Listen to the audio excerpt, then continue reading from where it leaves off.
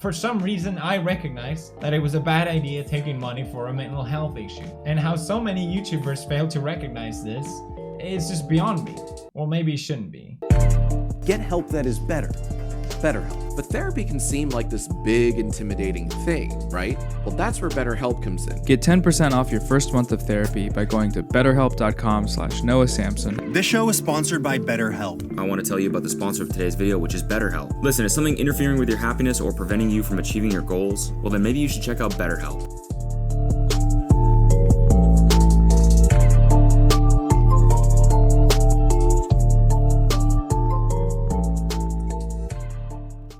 Hi everyone. So I don't know if you have noticed, but recently here on YouTube I've seen an uptake of ads for BetterHelp. I've had ads for BetterHelp being played on videos, more and more YouTubers are being sponsored by them, and even outside of YouTube, like on TikTok, I've gotten ads for BetterHelp. Seems like anytime you look up anything therapy or mental health related, BetterHelp is one of the first things to come up. So what is BetterHelp?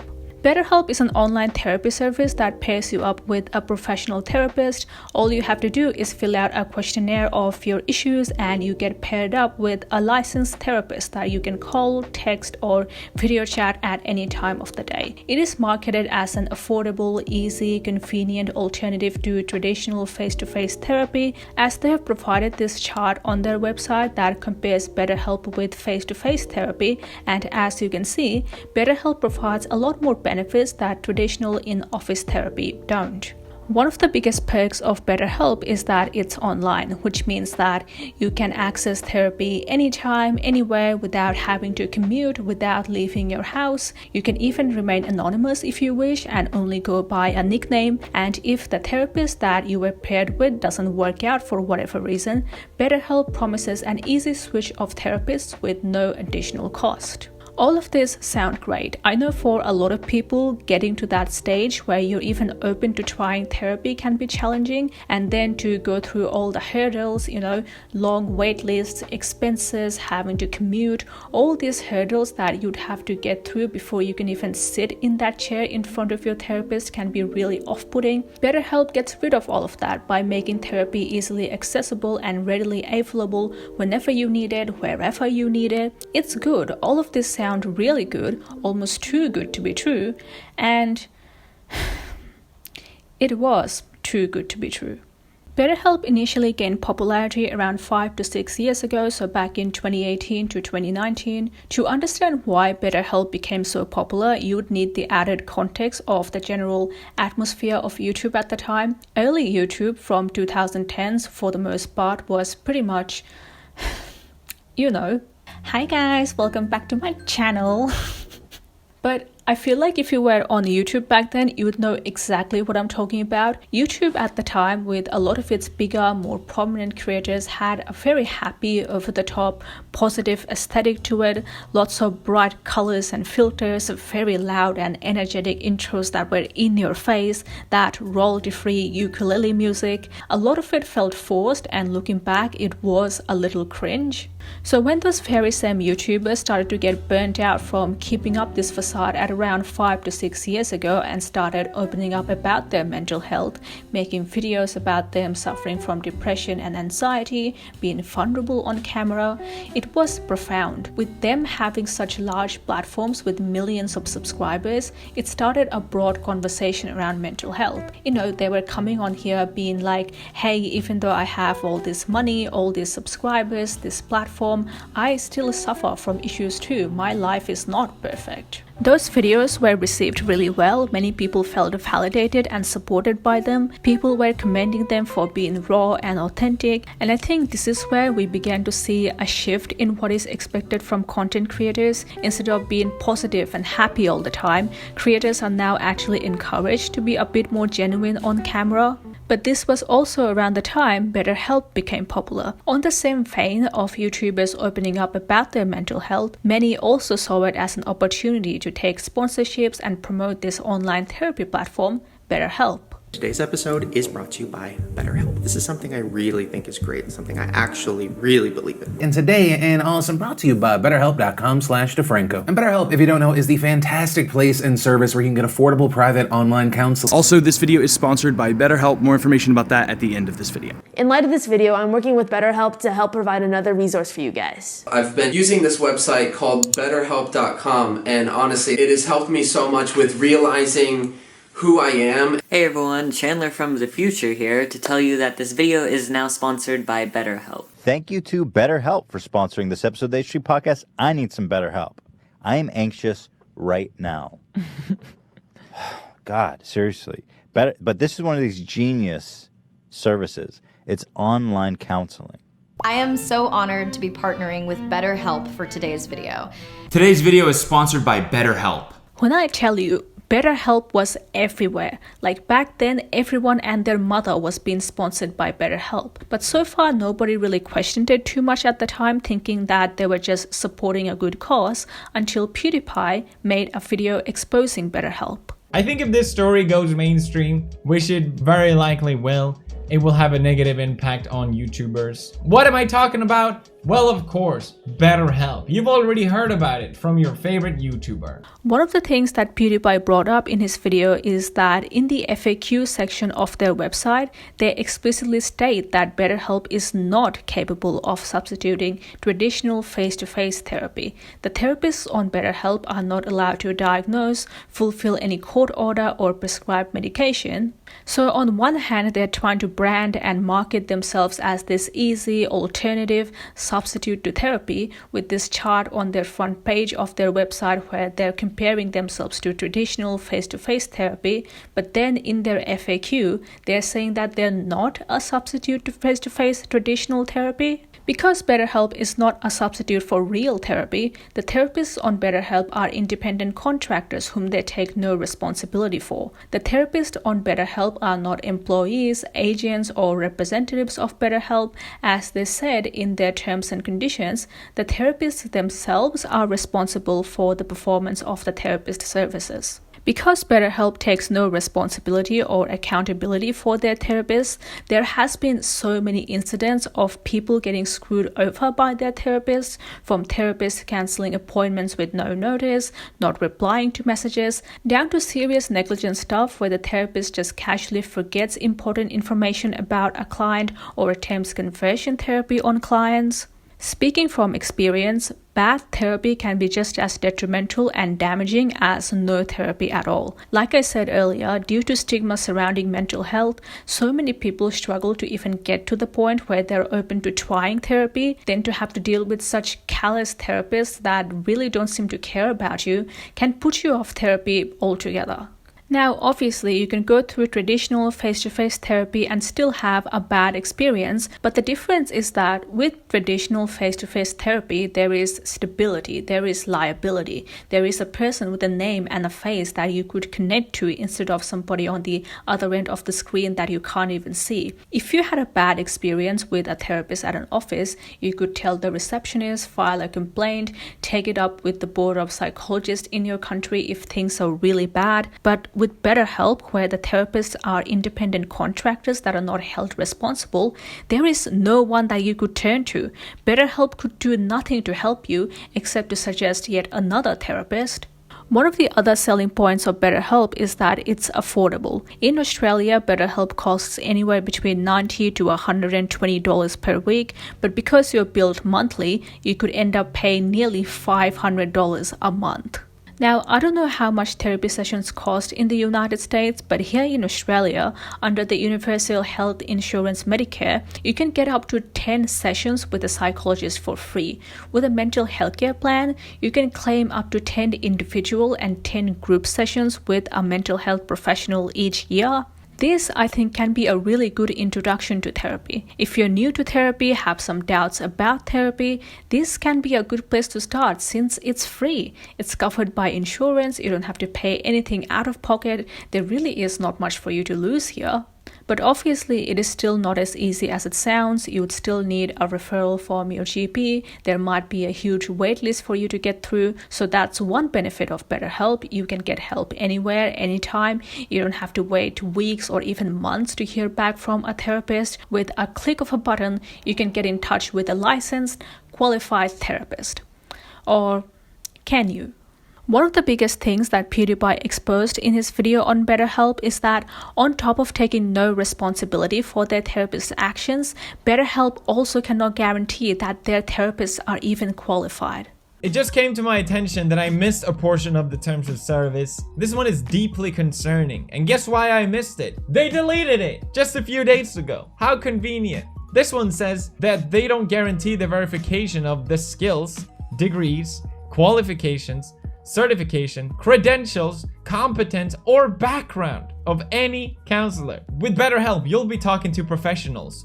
Just beware that it's your responsibility to determine whether they are or not. It's your responsibility to determine whether they have any degree or qualification or certification or all these things. Now, I'm gonna generalize and say that most everyday people are probably not capable of verifying if their therapist is qualified. Also, the screening that you'd have to go through to work as a therapist with BetterHelp barely tests anything. This article published by the journal Mad in America, where clinical psychologist Robert Gohan decided to do an experiment with BetterHelp, found that, to quote, becoming a BetterHelp therapist was concerningly easy. Apparently, all he had to do was submit a copy of his license and certifications, fill out a bunch of forms, and do a 15-minute interview. That interview, by the way, was not with a therapist and was more so to show him how to navigate around the website and things like that. After that, he had to do a quiz with 6 multiple choice questions about psychopathy. Apparently, that quiz was so easy that nobody has ever failed it. And then once the background check is done,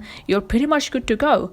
That's it. That's all that it takes. So if the therapy sessions with BetterHelp are not a substitute for real therapy, because mind you, you can't claim your BetterHelp sessions with your insurance, and BetterHelp doesn't take any responsibility or accountability for the actions of their therapist, and there is no guarantee that your therapist is even qualified to do what they're doing, then what exactly are you paying for? You could be paying up to $500 a month just to chat with a random stranger online. And many people, understandably, was not happy about that. In the 1-star reviews for BetterHelp, many pointed out how this service was way too expensive for what was being provided. And the worst part is that it is a subscription model that charges you a fixed amount after a certain period of time, regardless of how much you used it. So even if you had just 1 session a month, you still get charged the same amount. After PewDiePie's video blew up, BetterHelp pretty much just left YouTube. To my knowledge, they never apologized or even addressed anything, they just disappeared. And many people were okay with that, but as of last year, BetterHelp has made a comeback. They have spent $100 million on advertising alone just last year, so it's no surprise that we've had their ads playing on videos, more and more YouTubers being sponsored by them. I mean, if you had been on YouTube last year, chances are you have probably seen something related to BetterHelp. Well, at least the good thing is that this time around, more people were speaking up against them. People that have had bad experiences with BetterHelp were coming forward and were being more vocal about their experiences. Do not do BetterHelp. Do not do BetterHelp. And let me tell you why. I don't care if they don't sponsor me after this video, but do I have a story for you? The therapist that I got had like really good reviews or whatever. She was British, so she had a British accent. I was like, slay. I really liked her actually. Until into the appointment, she had me doing Chinese acupuncture exercises, which is where I basically just say like words of affirmation and tap myself on different parts of my body, like mainly right here and right here under my eye. And she was basically just telling me what to say, which were just words of affirmation to myself, saying like, oh, I love myself. I will not feel this way anymore. And she would go off of camera sometimes like and do other stuff while just like trying to come up with things that I should tell myself. Like it seemed like she really just did not fucking care. My first and last session with BetterHelp was so bad. The therapist I was assigned to told me we only had 10 minutes out of the 40 that I paid for. And then while I was talking, she told me to cut it short because we only had time for popcorn therapy, not real therapy, like her day job. Her exact words. She had like 8 Rottweilers who were barking the entire time, and I'm a huge dog lover, but don't really want that during my therapy session. Then she proceeds to tell me that she was very nervous and she's inexperienced, so I was basically making her feel better the entire time. So I would not recommend BetterHelp. Then later on that same call, we had just opened up the big mama problem of topics of like what I thought was my biggest problem that I like kept beating around the bush and like didn't want to talk about. I open up to her about it and she tells me I am lying. She tells me she doesn't believe me. She thinks I'm faking it. She doesn't believe that this is a problem for me. And I'm just sitting there like, well, what am I supposed to tell the person who's supposed to be my therapist when she says she doesn't believe me about this problem? The first therapist they assigned me to, he interrupted me several times during the session, and he treated the session like it was a first date. And he cut me off several times, and he also ended the session early. Then after a lot of back and forth, he finally looked at me and said, "Well, Michael, there are two ways that people change. They either recognize that they need to change, which it looks like you're not doing. Hello, I'm in therapy. Or, Michael, the other way that they change is they experience pain.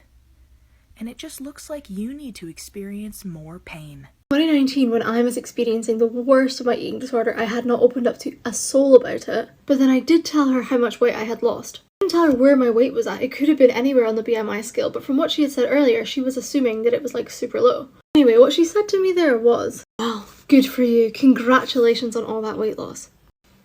But still, their complaints pretty much went unheard because BetterHelp ads just kept playing, YouTubers kept being sponsored by them, and overall, people just did not seem to care. Like, did we all just collectively decide to forget what this company did just a couple years ago?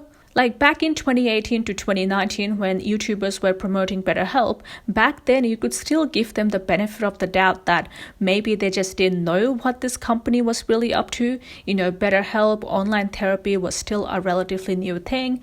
But now I think it's safe to assume that most of them know about the damage that they're doing by promoting BetterHelp. I mean, even after being called out by the biggest creator on this platform, hundreds of videos made, articles written about BetterHelp, but yet still choosing to promote them, the only explanation is that they don't care. They don't care about their audience. They don't care if their audience gets screwed over by this shady company, even when they're catering to marginalized groups that are more susceptible to mental illnesses.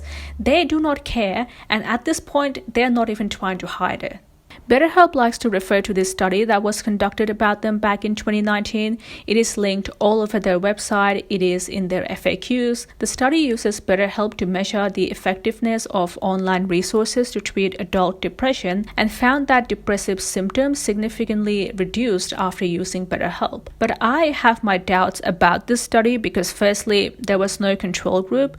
One of the co-authors during the time of this study was employed by BetterHelp, so there could be a conflict of interest, and the researchers themselves said that the study was preliminary, had some limitations, and suggested further research. But BetterHelp for me still represents some of the worst aspects of mental health awareness. I remember a couple years ago when so many big YouTubers were opening up about their mental health, it started this movement, this conversation all over the platform. I remember being so hopeful because mental health is something that I've struggled with pretty much all my life. So I was like, yes, finally we're talking about this. I was hoping that this will branch off to more prominent social changes where mental health is no longer as stigmatized. Maybe people will be more open to hearing about some of the dark sides of mental health, address some structural and systemic issues that could lead to having poor mental health. But I was clearly very naive because what ended up happening was that mental health was never normalized but rather commercialized. It is such a shame because the movement had so much potential, but it was essentially hijacked by for-profit organizations like BetterHelp who took therapy, something that a lot of people need and require, and turned it into essentially a business model. So far, I've talked about people that have had bad experiences seeking therapy from BetterHelp, but on the other end of the screen, the therapists themselves of BetterHelp are not treated very well either. Going back to this Mad in America article written by Robert Cohen, as part of his experiment with BetterHelp, Cohen spoke to some therapists working there, many of whom had unpleasant experiences in their working environment. One of the therapists was pretty uncomfortable with the whole setup of BetterHelp because the patients patients are not screened very well either, so he was being assigned patients that had serious psychopathological issues that needed to be treated either in person or at a hospital, so is inappropriate for online therapy. Also, he was being matched with patients that were looking for a completely different demographic of therapists. Like one of his patients was explicitly looking for female African American therapists. The pay is lower than what it would be for traditional face-to-face therapists, but also unlike in-person therapy where you'd be paid based on the number of clients or the hours worked, at BetterHelp you get paid by engagement, which puts an enormous amount of pressure on the therapist to engage with as many clients as possible. That in turn lowers the quality of their care. One of the selling points of BetterHelp is that you can have access to a therapist anytime, anywhere, which means that the therapists are required to text patients every 3 days and respond to text messages sent by patients within 24 hours or 48 hours on the weekends. If that doesn't happen, you get sent a threatening email from the company. As one therapist puts it, the payment schedule rewards people who are willing to sell their soul. It almost feels like a production facility. Also, one of the perks of BetterHelp that they promote, where you could easily switch therapists whenever you want at any minor inconvenience, can feel really disrespectful and make you feel disposable. As to quote a therapist, the company tells a potential client that if they don't like us, they can throw us away and ask for someone else. It comes across as if they are telling the clients that we are dispensable and unimportant. On top of all this, everything is online. With BetterHelp, all of your personal information, text messages, and online chats with therapists where you're sharing confidential and private information is all online, which puts it at risk for data breaches and leaks. And that's exactly what happened early last year, where BetterHelp was literally being sued by the FTC for selling confidential data to major advertising platforms. In 2017, they allegedly uploaded the email addresses of nearly 2 million users, both current and former, onto Facebook, as well as disclosing the IP and email addresses of approximately 5.6 million visitors to Snapchat, along with so much more. The lawsuit is still going on. They're being required to pay $7.8 million as refunds for violating privacy. But that's exactly what happens when you try to take something that is so intricate and sensitive like therapy and try to build a business out of it. You would inevitably end up prioritizing profits over the well-being of your clients. The CEO of BetterHelp, Alon Matas, has no background in psychology, psychiatry, or anything like that. If you look through his LinkedIn, he has only worked as an investor or CEO for various companies. This is one of the reasons why, when it comes to mental health awareness and things like that, you rarely ever hear about some of the more serious conditions. Now, over the years, it has somewhat progressed, but still, for the most part, when it comes to mental health, all you really hear about is mild depression and anxiety that is easily manageable. You don't hear about things like schizophrenia, dementia, psychosis, stuff that are really dark and could potentially be life-threatening, because it's not profitable. It's not advertiser-friendly to talk about that kind of stuff. This article by Alex N. Press from Jacobin sums up BetterHelp as, BetterHelp is called the Uber of therapy for a reason. It takes a service that many people lack access to and wrings all the profit and data it can out of it. And with a subscription-based model like Netflix, where you keep being charged until you explicitly cancel your membership, it really is all about profit. Currently, BetterHelp has over 4 million users on its platform. It is one of their main selling points. Literally, one of the first things that you see when you scroll down their website is this sort of dial-up of numbers showing how many people are getting helped by BetterHelp. It is clearly something that they're proud of, like, ooh, look at how many people we're helping. But I personally find that number to be depressing. The fact that there are that many people that are struggling so much to the point they have to seek therapy is nothing to be proud of, especially if it's such a business and profit-focused organization like BetterHelp. There is a good chance that the reason those people are staying for that long is because they're not being helped effectively. As this review puts it, therapists are happy to hear you mourn a bit but not offer any actual advice. If you have any legitimate mental health issues, they get scared and run off. Because if they were to actually provide useful advice that could legitimately better your life, at some point there would be no need for you to seek therapy anymore. When the tenet of your business is built upon people being unhappy and stressed out, you don't actually want to help them. Because if people were actually happy with their lives, your business will cease to exist.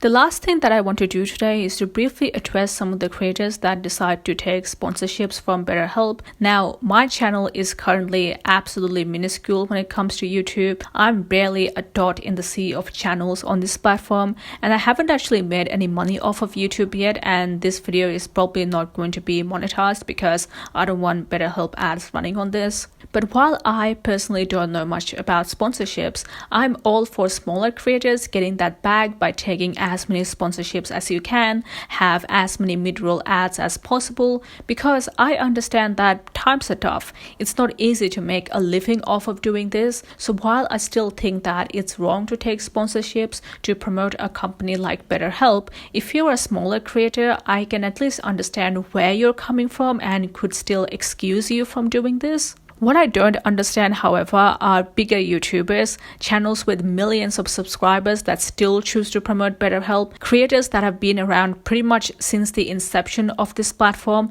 that are still going strong, with not just fans that have been there since day one, but thousands of new supporters that they're gaining on a day-to-day basis, that have now branded themselves to be this savior of people, claiming to stand for compassion and empathy while still promoting a company that is anything but that. I am, of course, talking about Anthony Padilla. Anthony Padilla was one of the famous YouTube duo Smosh. Oh, no, don't go in that door. There's a monster in there. Shut up! He and his friend from 6th grade, Ian Heacock, started YouTube back in 2005, so Smosh is one of the oldest channels on YouTube. They gained popularity by doing comedy skits, making parody videos, music videos. They even made a horrendous movie that I don't even want to get into right now. But eventually, Anthony and Ian decided to part ways due to various reasons. While the Smosh channel is still active now and they can be seen together in their videos, they are nowhere near as popular as they used to be. Ian seems to have stepped off of YouTube and doesn't seem to have much of a public presence anymore aside from appearing on the Smosh channel every now and then. Anthony, on the other hand, has started his own channel. Since 2019, he has been doing a series called I Spend a Day With, where he invites and interviews people from various walks of life on his channel, from other bigger YouTubers, the CEO of YouTube herself, down to some of the most marginalized groups in our society like transgender people, survivors of horrible tragedies, people with mental illnesses and disabilities.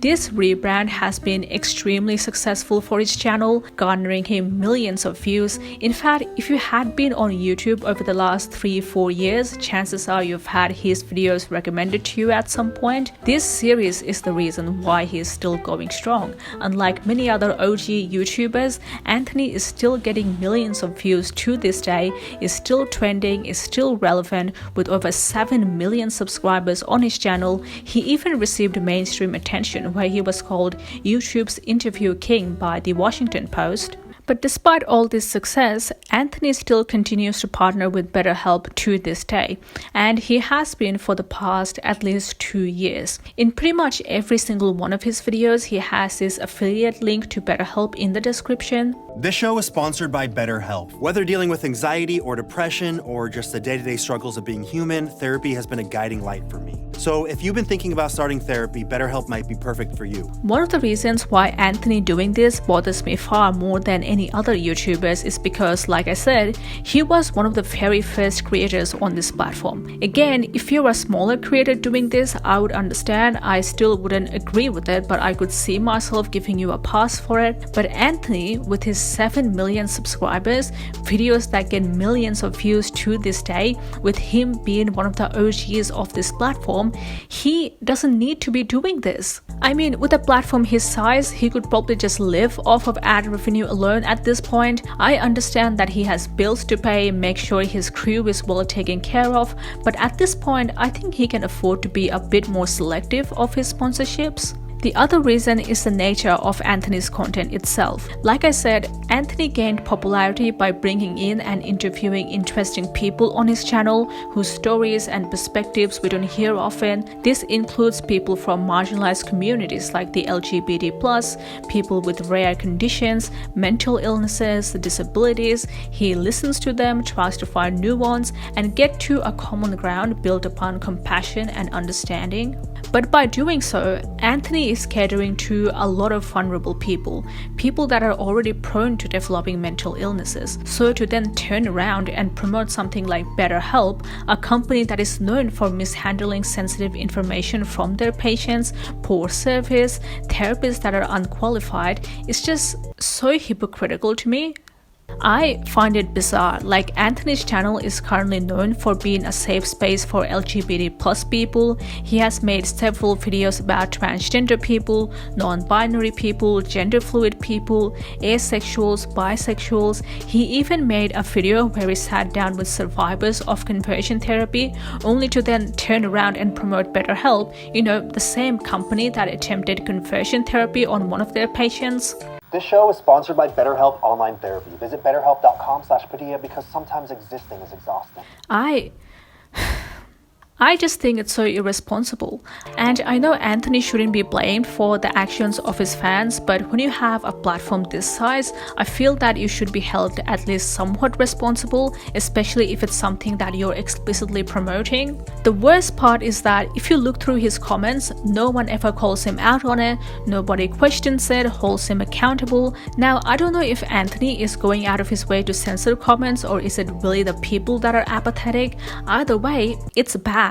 And to add the cherry on top of this absolute shit show of a Sunday, on October 10th of 2023, just 3 days after Israel announced genocide on Palestine, the official Twitter account of Israel put out a tweet saying that BetterHelp is now working with the Israeli government, providing them the first 6 months of therapy free. I love how even on Twitter, whenever someone mentions BetterHelp, you get the added context of the lawsuit that they're currently going through for violating their privacy policy. Alan Matas, the CEO of BetterHelp, is also connected to the IDF, having worked with them for 6 years. So that's it, right? I think it's safe to say that at this point, anyone who sponsors, supports, or promotes BetterHelp is actively supporting genocide. Like Anthony Padilla, who, as of writing this, has still got an affiliate link to BetterHelp in the description of a video as recent as 2 days ago. I mean, is this the world that we live in right now, where as long as you're a big company with money, you can get away with basically anything? Scamming people, mistreating your clients, violating privacy, funding genocide, and worse, people will just remain complicit and apathetic as you do it? I don't know. So I guess I'll just end the video right here. So that's all from me for today. Thanks for watching, especially if you made it till the end. Leave a like and subscribe if you haven't already, and I will hopefully see you in my next one. Bye!